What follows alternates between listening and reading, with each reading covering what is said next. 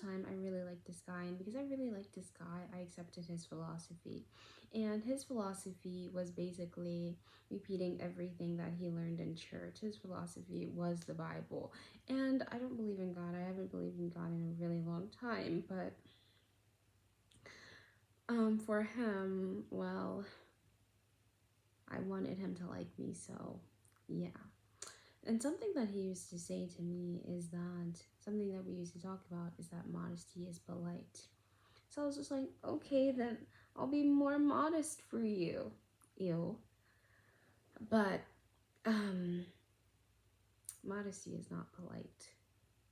Modesty is not polite. Because who does it benefit when you reduce yourself? To whom is that polite to downplay your accomplishments, to downplay your achievements? The only person who would find that polite are people who have achieved less than you, people who believe that they are less than you. If you reduced yourself to meet them, well, of course it would bring them amusement. Of course they would like that. But why should we have to meet people at their insecurities?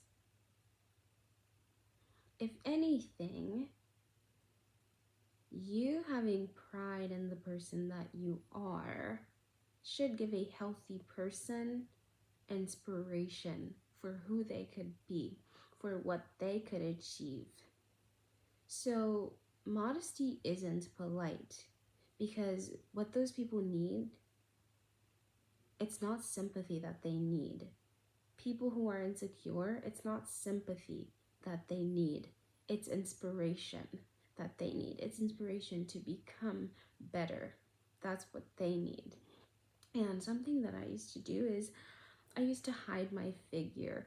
In certain environments, I used to hide my figure because people would look at me and then they would look at themselves and they would make silent comparisons, and I could tell that it was making them insecure. I could tell that it was hurting them, and for that reason I would conceal my figure. I would wear baggy clothing. I would adjust myself to meet them at their level.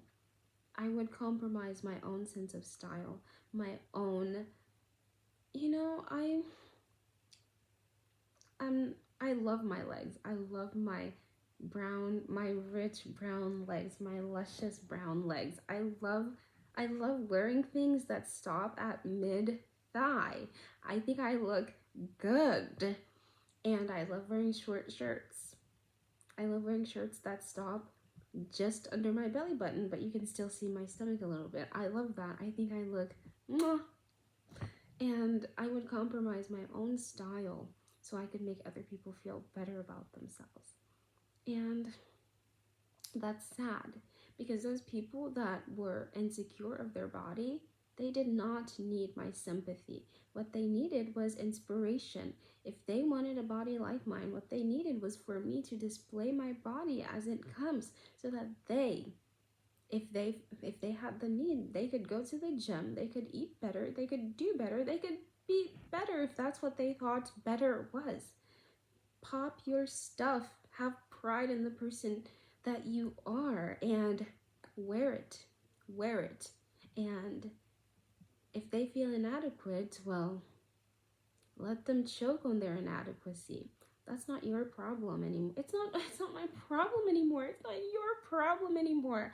I'm liberating myself and I'm liberating you. It's not our problem. Other people's insecurities are not our problems. Other people's inadequacies are not our problems. Well, I maybe that's a little bit mean. Tough love. Tough, because when I was nice, I'll tell you guys what happened when, for a specific person, when I concealed my body, when I wore loose clothing around them. One day, you know what they told me? They told me that I dressed like a grandma. They told me the pants that I was wearing reminded them of grandma pants. That's what happens when when you reduce yourself for other people. You might think you're doing them a favor, but down the line, all they're going to do is spit it back into your face. And when they get the chance, they are going to suffocate you in your inadequacy. Other people are not as kind as you and I. They're not as forgiving as you and